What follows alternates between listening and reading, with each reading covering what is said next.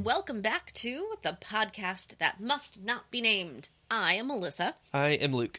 And we are here discussing Harry Potter and the Chamber of Secrets, Chapter 3, The Burrow.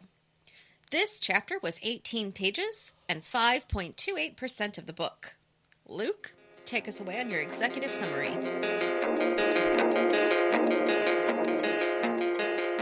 Our chapter begins with Ron and the twins floating outside Harry's window in an old car. Using the car to rip off the bars of the window, and using some muggle lock-picking skills, our heroes proceed to quickly pack Harry's school things up. Climbing into the flying car, Hedwig shrieks and reminds Harry that he had forgotten her, which wakes up the Dursleys.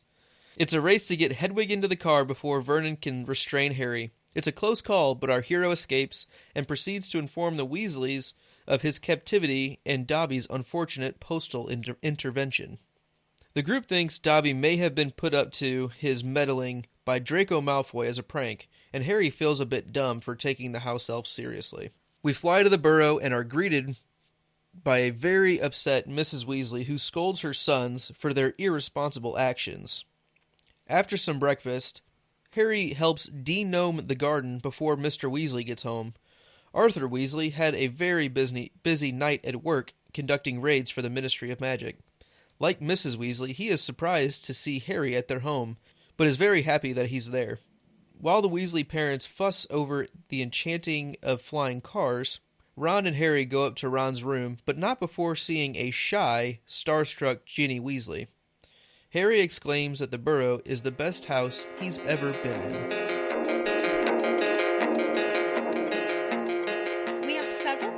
That we are introduced to in this chapter. The first character that we actually meet is Arthur Weasley, father to the Weasley Seven.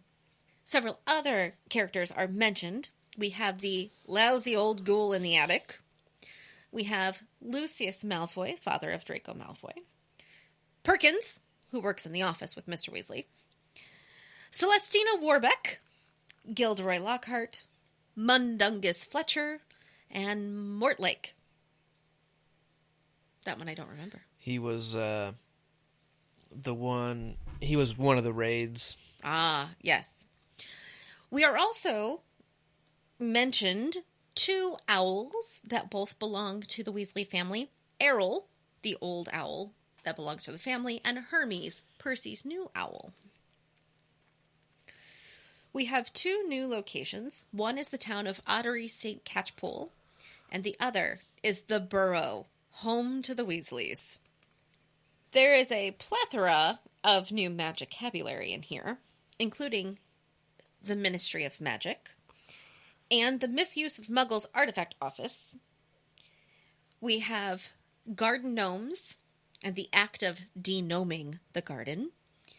We have memory charms, and we are introduced to the Weasley family clock. Several books that we see are Charm Your Own Cheese, Enchantment in Baking, 1 Minute Feasts, It's Magic, Gilderoy Lockhart's Guide to Household Pests, and The Adventures of Martin Miggs, the Mad Muggle. That's funny. I like that one. We hear The Witching Hour, the radio program. Hosted by Celestina Warbeck. That's right. We are introduced to the Chudley Cannons, a professional Quidditch team that Ron follows. 8th in the league. That's right. Probably out of 8. Yeah. There is the term muggle baiting.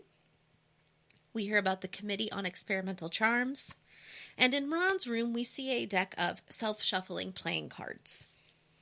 For the chapter illustration discussion, we see a floating car that is in front of a full moon, in front of a starry night. Looks like a kind of a nice little getaway picture in front of the starry background. My real only thought about this is it looks like Doc Hudson from Disney Pixar's Cars movie, which came out after this. So I wonder if they even inadvertently modeled any of that off of here, because it looks just like Doc Hudson. That's all I can see when I look at the picture. That's fair.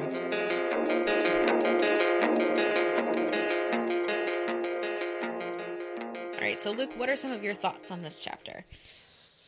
So in this chapter, we get a little bit more of Malfoy's family's background.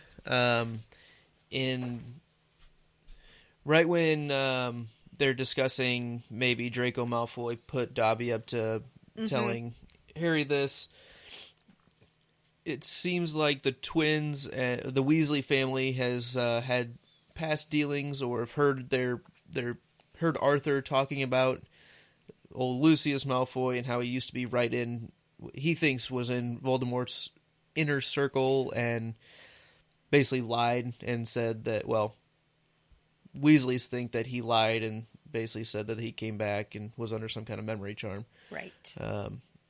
But it's just interesting to see that some of the things that we've gathered about the Malfoy family seem to start at home as much as we thought they did. Yep. So I just thought that was interesting. Yes. I thought it was pretty funny when they land on the lawn at the Burrow and Mrs. Weasley comes out and scolds the boys. She pretty quickly and easily switches gears from shouting and blaming to being a really considerate host to Harry. That's a mom skill. It must be. Mm-hmm. I'm very good at that. I do it in my classroom. I can't believe you're... Oh, I'm so proud of you for doing this. And I do it at home, too. What do you mean your shoes are still on the floor? Hi, honey, how was your day? Like, it's easy because you're really not... I mean, you're mad, but you're not mad at everybody. So you're going to make sure you direct the anger, frustration, worry on the people who deserve it. You're going to be really extra nice to the people who don't, because it kind of makes everybody else feel bad. Makes them feel worse. Even worse. Yeah. Like you get more with honey, like, oh, you did this, you did this. Hi, you. Good old you. I'm so glad to see you. Yeah, mom thing. Girl thing. Mom thing. For sure. Maybe a teacher thing. I don't know if... Moms do it better, I would say, than... We have a lot more practice, because it happens a lot. So as they're packing up Harry's room at Privet Drive, it seems like packing is a lot simpler when you can do a little bit of magic. And my background information on that is the Merlin in The Sword and the Stone, where he has the room pack itself using what we believe is charms. And I don't know, just seems like it'd be a lot easier. They could have just waved the wand and let's get out. But all of them are underage wizards. Oh yeah, I know. It's definitely an obstacle. Right. Like it would be easier if Mr. Weasley was with them. Yeah. Or one of the older brothers who was out of school and could do it. But would it? Would it even matter? Because it's at Privet Drive. And apparently anyone that doesn't spell at Privet Drive, Harry's getting a letter. True. From what we've seen. And maybe it doesn't matter who it is. Maybe not. I don't know. I really think it's his house and not necessarily like the world at large. And after that, after they pack up Harry's room and they're getting away, Harry still, again, remembers his niceties and is being polite. And he says, "See you next summer," Harry yelled. And he, it's just nice. And always be polite, but also don't forget to turn the screws on the people that really deserve it. Right. Like, I'll see you next summer. Don't forget, I'm still coming back. Right. It's just a funny little add-in. Funny. So throughout this chapter, it really stands out to me every time we speak with the Weasley twins that George had something really nice to say or had something positive to say, and like, but Mom, they were starving him. Right, and that's what softens her up. Yep. And Fred is more on the side of, well, let's bend the rules and let's not pay attention as much to other people's feelings. He's a lot less empathetic, it seems like. Right. George is very focused on what Harry's been going through, and Fred's more of the doer. Uh-huh. Maybe that's the difference. And it was Fred that was driving the car. Yes. And he was the one that was getting a little lax on where to fly. George had to remind him to keep looking down at the road. Oh, yeah. And I don't know. There was a couple times in there where I'm really trying to focus on the difference between the twins. Right. This read through it is really easy to gloss over them and as say, "Oh, the twins, the twins, oh, twin A1." Like it's hard not to think just of them lump as them just as a pair, a character. And I'm trying to find the differences. Find the differences, and they're standing out more than I would have thought initially. I think it's very cool that she was able to put those very subtle details in there to show the difference between the two in a way that you don't have to look for, but if you are, you can see it. Right. Exactly. Mm-hmm. So it's nice to see. I agree that she did put that detail in there. Right. Harry's love for the burrow and magical society, which is really what his normal life should have been, right, is the main way he shows coping with the abuse that he endured while growing up. Mm-hmm. That and the dreams that we just talked about last chapter. But it seems like he kind of where we were thinking, he had really bad luck with adults growing up. He had no positive influence from an adult. No. And so that any positive influence he had from an adult, he was going to latch onto, which it seems like he has. It's almost like, instead of an adult, though, he's latching onto the magical the whole world. Society, the whole culture. Which is why the idea of, from the second chapter of Dobby saying you can't go was absolutely impossible for him. Right, that's not an option. No, because it's not an option. This is my escape. This is how I get out of here. That's my actual life. Right. This is nothing. Temporary. Yes. It's nice to see that, I don't know, I think he maybe not realizes it, but he's always thinking about that. Oh, yeah. Or it's very subconsciously present. Mm-hmm. Mm-hmm. And with that, I think some of my favorite parts of all of these books that we've seen is the everyday wizarding life stuff, just out in wizarding culture and the wizarding world. Those seem to always be my favorite parts, where it's not at Privet Drive, it's not at Hogwarts. Right. It's actually being out there, and this is what they're normal people that just have these incredible abilities. They just happen to. Right. I think it's pretty neat. Yes. Garden gnomes versus Muggle garden gnomes, which look like little fat Father Christmases. What do you think our renditions of gnomes are inaccurate? Yes, I do, because I think they're creepy looking. So I'm a big fan of our gnomes not actually being what gnomes truly are. I don't know. I really like the comparison between the two. Uh-huh. And I think it's funny, you wrote that down and I had already been thinking it as I was reading, and I went to go type that exact same thing, and I'm like, oh, Luke got to it first. So my jumping off point on that is like, man, denoming sounds annoying. Yeah. It sounds like it could be fun once. It'd be a good kid's chore. It would be a great kid's chore, but again, it sounds fun once. But the idea of doing it every couple of whatevers, because... And what is it exactly that Mr. Weasley's too lax on? What do you mean he's too nice? He thinks they're funny, so like... He probably doesn't do it often enough. Maybe. So that they keep coming back and then... Yes. Dig in their little gnome society, I guess. They get entrenched, if you will. But yeah, I think they're funny. And I think it'd be... I don't know. It looks like it'd be more of a pain than anything, I guess. Right. But why couldn't the parents just do magic? Kind of like we were talking about with like gone. Cutting the grass at Hogwarts. Like, boom, done, see ya. But I wonder if it's because it's a living... And that goes back to being or creature. Yeah. That's either way, it's a living thing. Right. So. And I bet the Malfoy Manor, I bet they just rid of them. Yeah, they probably just kill them off. Dead. Nomicide. Also on Mr. Weasley, I think it's pretty funny that he added a loophole to the law to not use... As long as you're not going to use an enchanted Muggle item, it's cool. But you can. I want to find it because I love that line. That line's one of my favorites, and I didn't pick it as one of my favorites, but it sounds like something, honestly, that our dad would say. Yeah, I think you'll find that if you look at the law, it's not exactly against the law if you don't plan to use it. Yes. All right, where is that at? Well, dear, I think you'll find that he would be quite within the law to do that, even if he maybe would have done better to tell his wife the truth. There is a loophole in the law, you'll find, as long as he wasn't intending to fly the car. The fact that the car could fly when... Arthur Weasley, you made sure there was a loophole when you wrote that law, shouted Mrs. Weasley. It's great, because, he's being accurate, and It's very precise. it's very precise. He is pretty familiar with the wording of the law because he's thwarted it, apparently. So, yeah, I really like that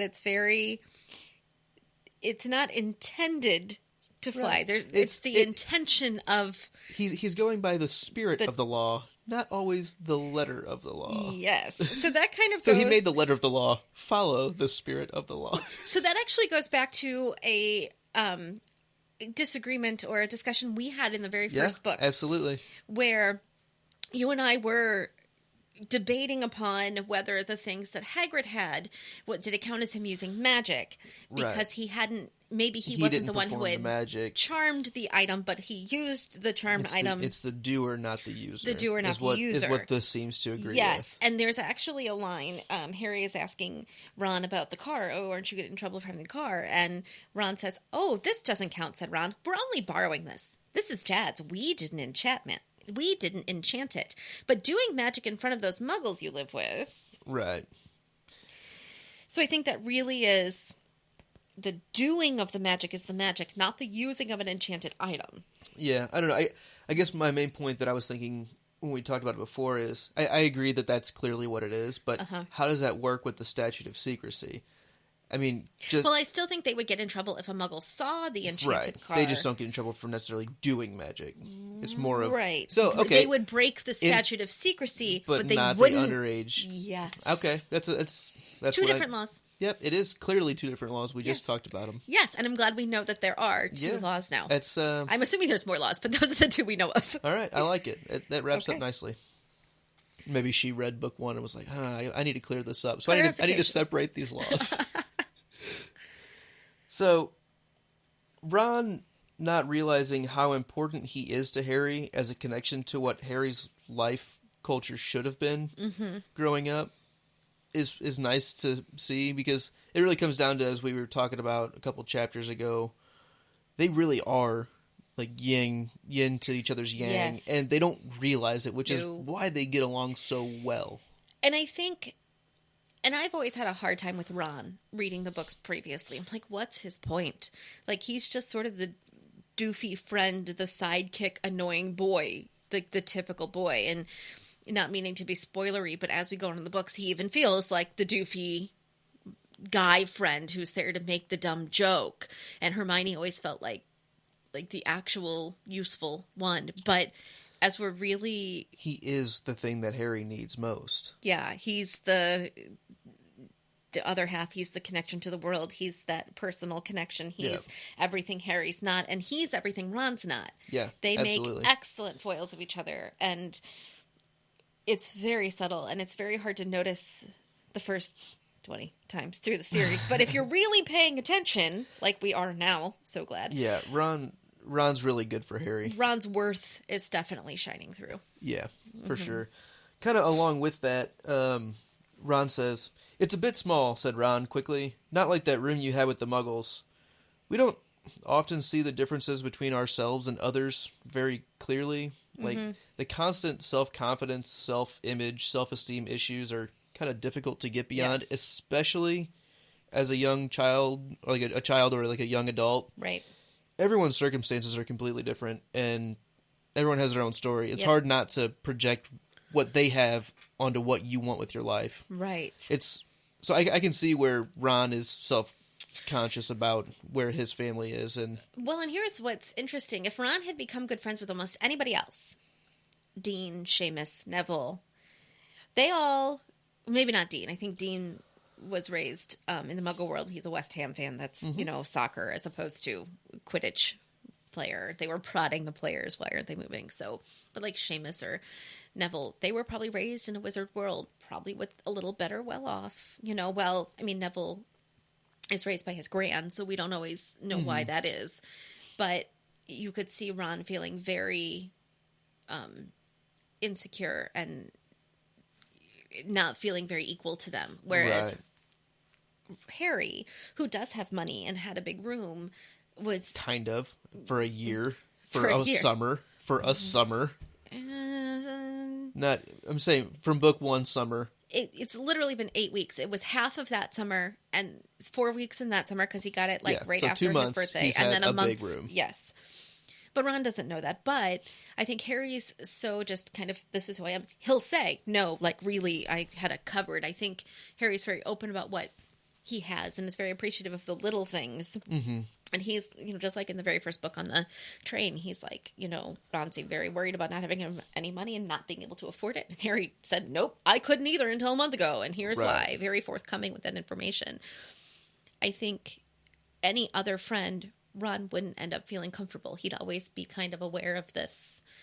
My family's very poor. I don't have a lot. Mm-hmm. But with Harry, who has a lot now. And he really just cuts through and doesn't even let Ron. Well, Harry grew up the same way. Right. He grew up with nothing in a house of people who had stuff, and he was the only one with nothing. Mm-hmm. So I think they can bond over that, and Ron can be okay with Harry having things now because he was raised with nothing, even less than Ron had. Yeah. So. Yeah, it's... And not I feel superior because I have loving parents way, but in a... at least we're fairly equal about it. They're on level playing field. Right, you might have money, but I have good parents. So. Right. Yeah, I mean, who really wins in that trade-off? Right. And that's what I think it's going to take Ron a little bit to get used to. Yes. And I think it looks like he is getting used to it a little bit because Harry is upfront with him and lets him know, hey, I know you feel that way, but... it's cool. My life sucks. It's okay. Literally is terrible. Yeah, but it's very good characterization. Yes, I think. So that's all I got. All right. I don't have as much because you stole a lot of my ideas. I'm gonna be like the kids in my class. She stole my idea. You mean she went into your brain and heard what you were thinking and took that right? No. So we had similar thoughts here. But I'm going to go back to escaping from Privet Drive. Vernon thought to put bars on the window, but didn't, block the window so the window itself couldn't open. So there's bars, but the window still opens. I feel like that's a rookie mistake, Vernon. Yeah, if you're really going to prevent him from coming, not only would you put bars, you'd also make the window permanently shut. Step it up. I would think so. I know. Rookie mistake. Don't do it again. Yeah. My next thought here is... apparently picking locks is a Weasley family trait, and even Ron knows how to do it. Because it's the twins who pick the lock on the door and on the cupboard under the stairs, but it's Ron who picks the lock on Hedwig's cage. So how does one learn how to pick a lock? And are they practicing it all the time? It seems like a big family trait there. Ooh, you missed it. He's looking it up. I'm surprised He didn't. He doesn't that. believe me. Look at him not trusting his sister. Thanks a lot. Because I feel like I had that comment. I had that kind of thought, and then I was like, "Oh no, he had the key or something." Nope. Hands the lockpick to Ron. Let Hedwig out, he told Ron. She can fly behind us. She hasn't had a chance to stretch her wings for ages. George handed the hairpin to Ron, and a moment later, Hedwig soared joyfully out of the window to glide alongside them like a ghost. Really, I guess I should be asking, why do Fred and George and Ron have a hairpin? Because they had to pick locks. I'm guessing they're stealing it from their mother. Or sister. Possibly. Although, well, yeah. Okay. Well, I mean, it definitely seems like the Weasley twins would be very interested in that, and I would think that Ron would be almost forced to learn it, too. Like, hey, come try this. Yeah. All right. Or maybe the Hedwig's cage lock is pretty simple. Well, I'm assuming it is. Compared to the lock on the door. But I still think it's kind of cool that Ron can do it, too. Yeah, definitely. I would not have assumed he would know. I wouldn't have either, clearly, because I missed that. How did Fred learn to drive/fly the car? Because he's only, 14 at this point? Yeah, I don't know what the driving age is over. I don't either. England. I'd imagine it's not too much different. But I'm also thinking, as a wizarding family, they're not likely to have cars in general. I was going to say, because, I mean, when I was 14, I probably could have driven a car. I mean, I did. But you'd been in it. Right. I grew up around cars. Right. And in cars. So, yeah, I don't know. Maybe it's just pretty straightforward. They're pretty bright. They're pretty naturally talented. They are. As we've heard. Oh, those Weasley twins. I tell ya. All right. I really like embarrassed Ginny. It's kind of adorable. Yeah. in Can't a even stay in the fangirl same kind of room. way. Right. Yeah. And I love that Ron's like so flabbergasted by it. Like, you don't understand how weird this is. She never shuts up, Yeah. and yet she isn't speaking. And if I were Ron, I'd be like, thank God you're here, because like now I don't have to listen to her. Yeah. You know, it's like your typical older brother kind of thing. So my next thought is, it goes back to the mom thing that we were talking about, a little while ago. You were talking about how they switch between, being good and nice. Well, my next mom thought, and this is definitely coming from a mother, so And stereotypical. yeah, but bear with me. Caution, stereotyping. For a reason. Nope. Are mothers the only ones who think through the consequences of actions instead of like how cool something is, the cool factor? Like Mrs. Weasley's like, I can't believe you threw the car. What if somebody had seen you? What if you'd gotten caught? What if you'd gotten hurt? And the dad's just like, hey, how'd it go? That was pretty awesome. Like, what? It happens, I feel like, in my house. I'm looking at the consequences of something, and I'm not always backed up with noticing that the consequences could, that the actions maybe weren't the best choice. I feel like that happened when we grew up in our house several times. Mom would be like, hey, why'd you do this? And Dad's like, whoa, what about it? I'm like, no, you're not getting it. Like, the fact that it was done is a problem. Yes, it's cool that it happened, like, that they got away with it. But at the end of the day, like, the actual act was not a good choice. I feel like it's a very mom thing to, like, I think it's care a very about that. Care or worry way too much. I don't think it's even I'm gonna worrying say way, worry too, way too much. much. I don't think That's so. how I feel Spoken about like it. a true dad. Spoken like a true dad. And a son Well, who had a mother and has a mother that worries maybe a bit too much every once in a while. And I actually disagree. I think it's not a worry thing. It's I'm trying to teach you all that you have to think through the consequences of this. And that's fair. Especially, I mean, we're not talking about a mom worrying about her 20, 30-year-old kids. We're talking about 12 and 13, 14-year-old kids flying a car, which is both illegal and against the secrecy statute thing. Which is still illegal. Well, illegal both in the Muggle world and illegal in the Wizarding world. So breaking several versions of laws. Okay. And it's not even that she's worrying. It's the fact that the dad doesn't. Like, why does she have to be the only adult who worries about the lawfulness of her children's actions? I just think both adults should have to, like, worry about those things. Well, but the moms do it so well. Ugh. No. A little support, dads. That's all I'm asking. I think I that's totally a little get her bit frustration. A little bit over generalizing. Okay, I will say, as a mother, I totally get her frustration with dad at this point. I can see it. I mean, Yes. I'm not saying that it's not warranted And in I'm this not saying case. it's not every dad. I'm saying in this case, it totally makes sense, and I'm with her. Solidarity, sister. My only final rebuttal is you got to let kids make mistakes on their own. I'm not to an extent. And this is a big one. I'm not not saying this one specifically. I'm not disagreeing with you. I'm saying you let them make the mistakes, but Mrs. Weasley should not have been the only parent willing to see that there needed to be consequences for it.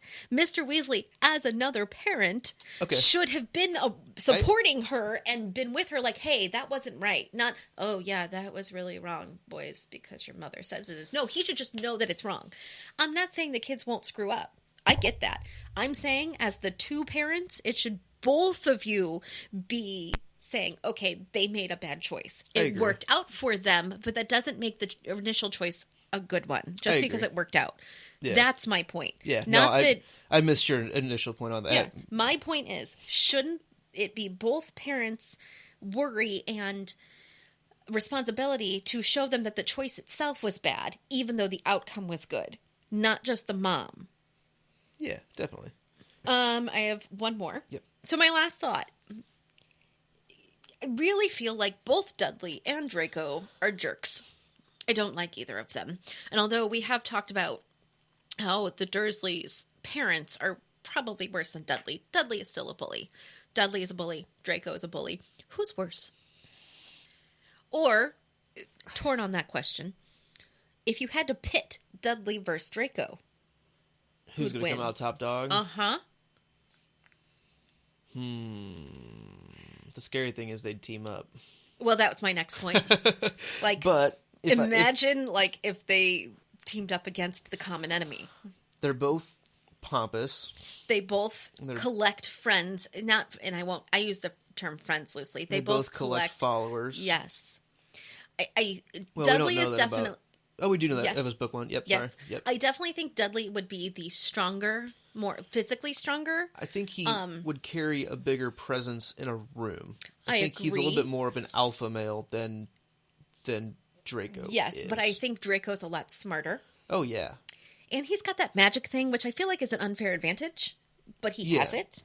Right. I'm trying to put that... I'm trying to take... Because you really... Unless they were in... Like, at Hogwarts, right. Draco technically couldn't use magic against... Like, that's going to stop a Malfoy. Just say, I suppose. And then, like, my thought, and if I'm talking over you, just tell me to stop. I feel like they both will have equal animosity towards each other because Dudley hates and has been taught to hate all things magical, and Draco is magical. And Draco's been taught to hate all things muggle, and Dudley is nothing but the epitome of a muggle. That's the quintessential team-up of the two would be evil. I don't see it ever happening. Yeah, no, that's a good point. That's pretty funny. Because they were both raised to hate exactly what the other is. Yeah, but they do have a mutual enemy in Harry. Do have a mutual enemy who in is Harry, the combination of both. except without either of the anger and evil and... Yeah, I don't know. It's interesting. I don't either. I almost think... If say they did team up, it'd be kind of a... Dudley would be the figurehead, and Draco would be the brains. Oh. Kind of like a King Robert Baratheon and fill in the blank, like Littlefinger. Yes. Very president and chief of staff. Like, the president's a figurehead, but the chief of staff's running the stuff day to day. Mm-hmm. Mm-hmm. Yeah, no, that's an interesting duo. I mean, because usually you think of them... I think of them as... being fairly similar, but yeah, they are the epitome of the opposite of each other. Right. But so similar, but so opposite. Right, and this goes back to my, I really want somebody to write a book, just one book of these 7 years from the point of view of Dudley. I want somebody else to write a book on the day Dudley met Draco. Would be a good one. Yep. That's interesting. I would like to know what happens when they get in the same room. Is it... we both hate Harry, let's bond? Or is it, you are everything that I hate, and let's become enemies ourselves? U.S. and Russia versus Nazi Germany. Kind of. The enemy of my enemy is my friend. Until we're done with that enemy. In which case we become even worse enemies. Yeah. I don't know. That's interesting. Yeah. So any fanfic writers out there, feel free to use those ideas and ask us for any input. Yeah, I really like the U.S. and Russia. That really is what it is. Very similar.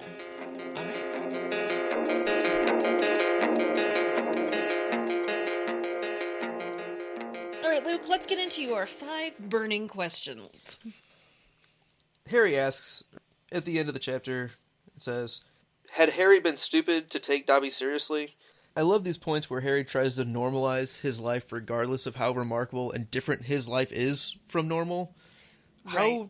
How do you separate a serious threat from just being targeted just because you're famous? Like, it's a tough thing to do. Which, I don't know, because I think you have to take every threat seriously in that situation.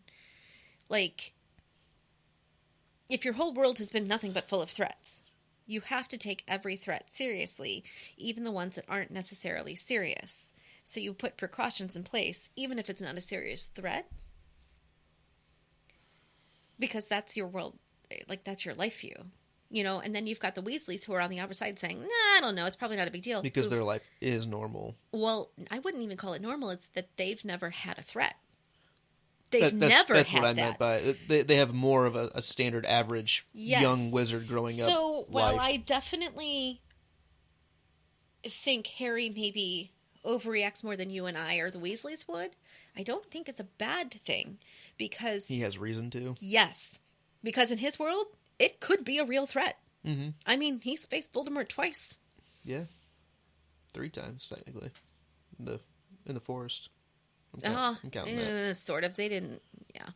So, yeah. I really think that it's not something that most people would consider a problem. They blow it off. But for his Harry, backstory... he can't Yeah. just say, it's no big deal. Yeah. Yep. So hopefully he gets to live his life at some point. Yep. Can you think of anyone at school with a grudge against you? Yes, said Harry and Ron together instantly. Draco Malfoy, Harry explained. He hates me. Is this hate not mutual? I don't think Harry hates Malfoy in so much as he's just annoyed and dislikes him. I definitely think this is a case of like middle schoolers overreacting people's reaction to them. I think Malfoy is jealous. I think Malfoy is like annoyed that Harry is not his friend. I think hate's almost too strong of a word here. But being a limited in your view, I don't know if you can. I don't know how to describe that better. Being limited in the view of the world because you're young and don't have enough life experience, you can't define it as anything but hate. But I don't actually think either of them necessarily hate each other. I think they just have a really intense dislike. I guess my point is, I think that Draco dislikes Harry more than Harry dislikes Draco. I don't think that Harry likes Draco or anything, but I think he's almost more neutral to him and is just almost reactionary to what Malfoy is doing. If Malfoy left me alone, I would have no problem with him. Yeah, but because I he don't doesn't leave care. me alone, I have to do something. Right.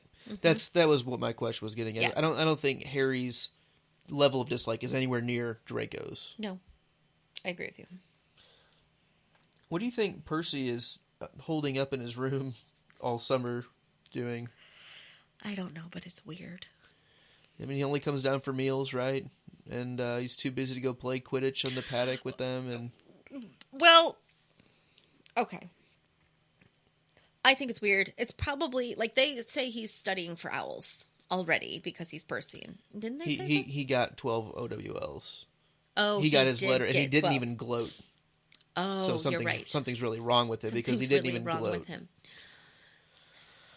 I don't really know what he's doing, but here's what I know. He's, going into 6th year? Makes him about 16.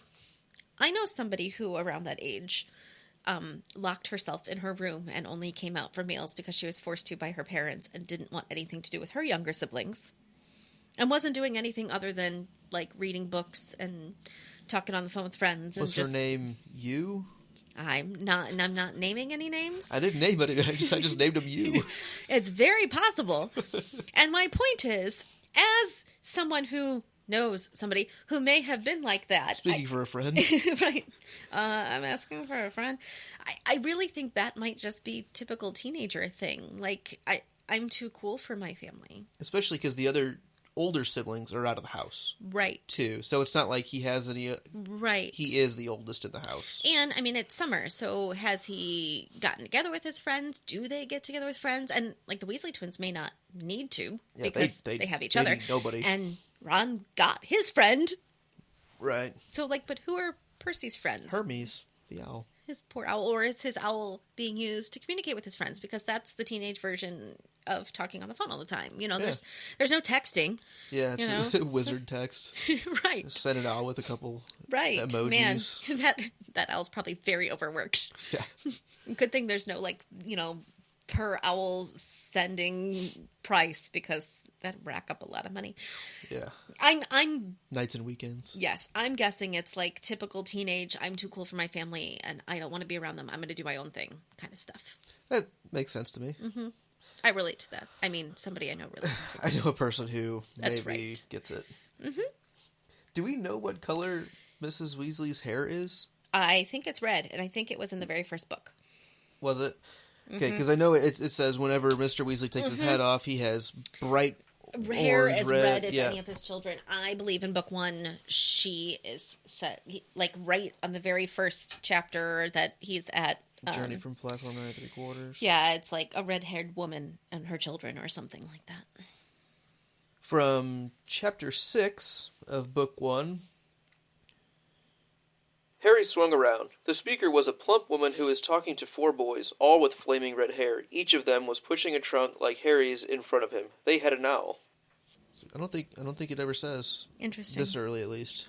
Okay, so technically, we don't know. I think we're supposed to assume that it's red like everybody else. That's my point that I'm getting at. Yeah. So, do we know what color hair Mrs. Weasley has?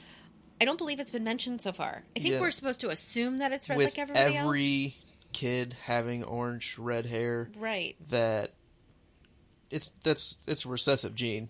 It's almost got to come from both sides, that every single one of them is going to have it. Right. Because clearly Mr. Weasley has the same color hair. Yes. But I don't know. I just think it's interesting that we have to assume that, because she seems usually pretty clear on descriptions and things like that. So I don't know. It's weird that she left that out. As Harry's only constant proof and connection to the wizarding world, how could Harry really forget Hedwig? How's that possible? Because he's a terrible pet owner. Oh, is he? I'm just kidding. I think the shock of Ron was so unexpected. Mm-hmm. And the hustle and bustle of getting everything together. And right. And, are they going to get the creaky stair? And are we going to wake up Vernon?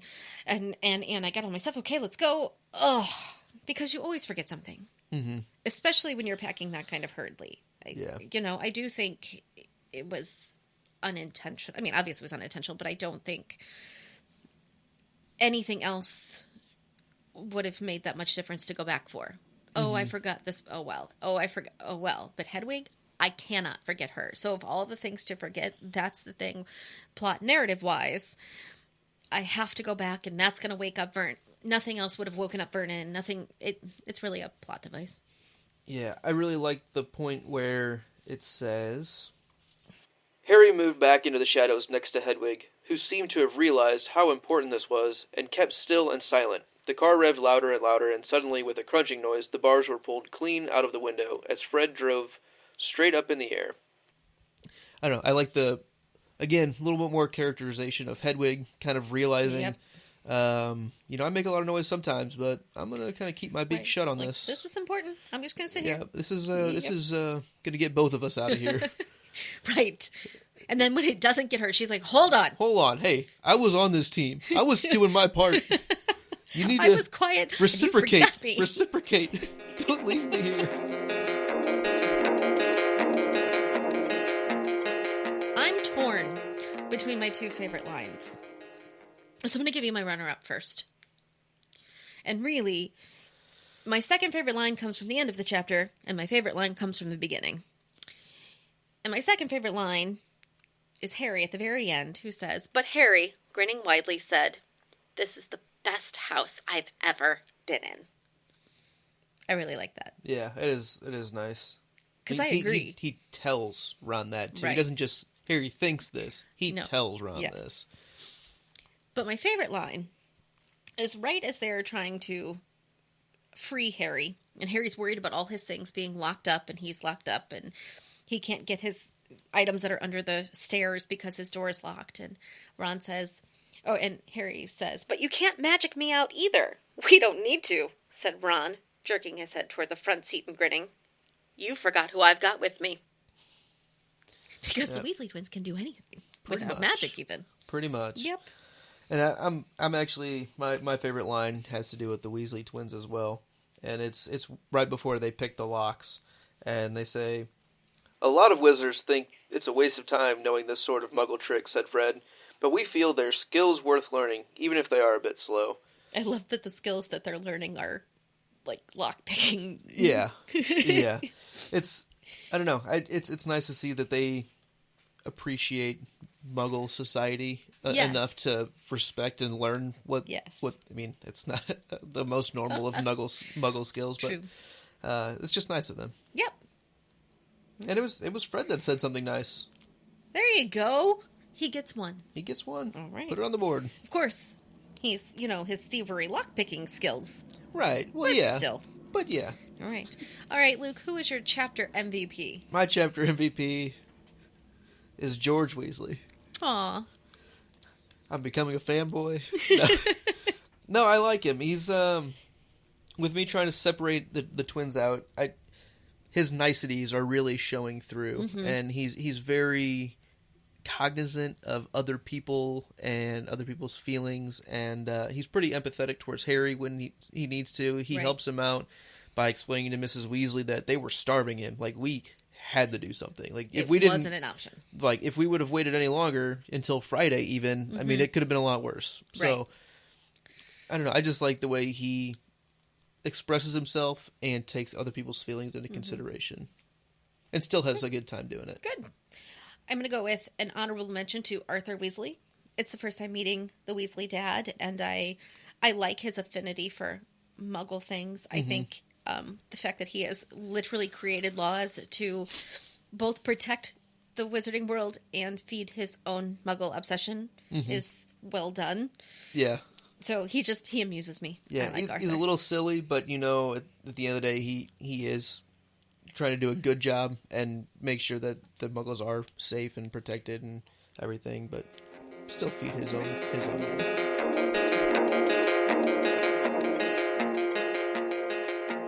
And that about wraps it up for this week's episode. If you have any questions or comments on any of the topics we debated in this particular episode, please feel free to send them to us on Twitter at NotNamedPodcast. You can post a comment online at thepodcastthat.com, or you can send us an email at thepodcastthatmustnotbenamed@gmail.com. We also encourage you to subscribe and rate us on iTunes. We will see you next week when we discuss Harry Potter and the Chamber of Secrets, Chapter 4. At Flourish and Blots. Stay imaginary, folks. Thanks.